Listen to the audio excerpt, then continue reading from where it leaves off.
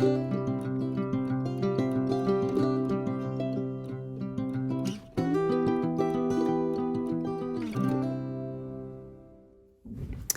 guys, here's a tutorial of applying your decal to the transfer tape and then to the wall. So as you can see, I cut my decal transfer tape just slightly bigger than my decal so that I can overlap and apply it to the decal.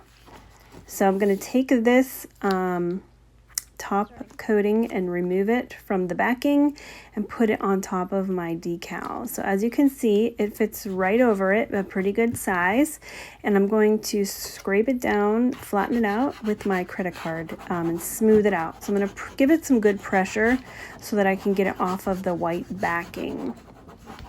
I'm using 631 oracal vinyl in flat black, and this is not permanent, so it's not going to harm your wall, and you can easily remove it when you need to, or if you make a mistake. So you want to prep your wall either using some type of rubbing alcohol, or I personally just water it down because I find rubbing alcohol takes off the paint. So do what you want to do to get your wall prepped. And I just water it down and then dry it. So we do what works for you. So you're going to want to really scrub it really good to get it on, because the tape is pretty sticky.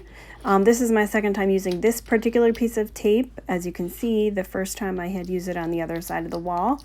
But this, you can use this tape multiple times, so you don't have to cut out the entire sheet unless you really need to, unless this paper stops sticking. But you should be able to use this particular piece for multiple times for one decal. All right, so you see how I'm smoothing it out, and there you have it.